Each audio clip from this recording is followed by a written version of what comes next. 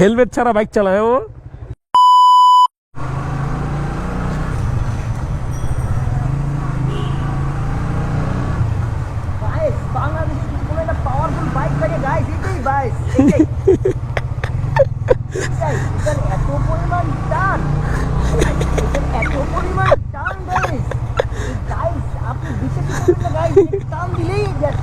টান দিলেই দেখছো।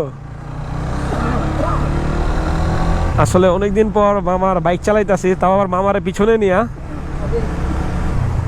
সচরাচর এই বাইকটা আমার চালানো পড়ে না, আগে বেশি একটা চালানো পড়তো, এখন চালানো পরে মইনের আদিলের, বাট অনেকদিন পরে চালাতেছি। কিন্তু ওরটার টান আছে ভালো, আর ওর সবসময় একটা জিনিস ভাল লাগে, ও সবসময় বাইক নিট অ্যান্ড ক্লিন রাখে, প্রচুর টাকা ঢালে এটির পিছনে, সবচেয়ে বেশি বাইকের পিছনেই টাকা ঢালে, তারপরে গাড়ি। আচ্ছা আমি তো এদিক যাব। হ্যাঁ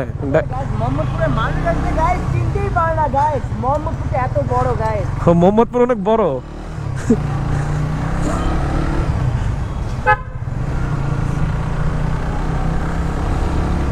এখন যাচ্ছি ফাহিমের বাসার নিচে।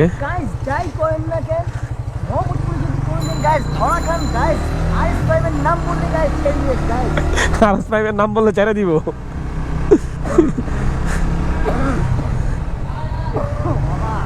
এখন আমরা আছি আমাদের পুরনো অফিসের রাস্তায়।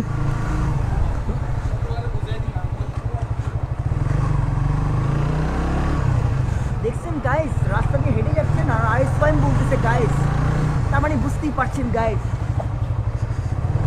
ওয়াও গাইস, আমি বেগুনে খারাপ গাইস। আসলে আমি কথা বলতেছি না, আমার মামার পিছনের থেকে কথা বলতেছে। দেখবেন গাইস, গাড়িটা এখন চেপে যাবে গাইস, দেখছেন গাইস।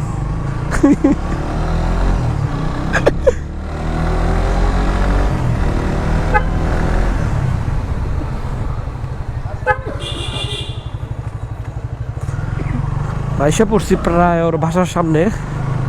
ও নাকি বাসায় চলে যাবে আজকে, গাড়িও রাইখা দিছে পার্কিংয়ে, তো আর কি করার, বাসায় চলে যেতে হবে।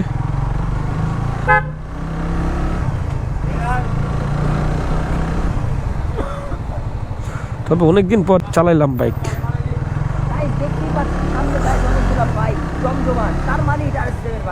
ও অনেক জমজমাট। হ্যাঁ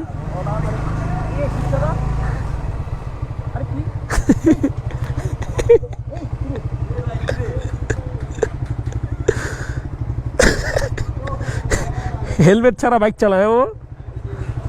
এটাকে ঢুকা দিব মামা। ওর বাসার নিচে আইসা পড়ছি।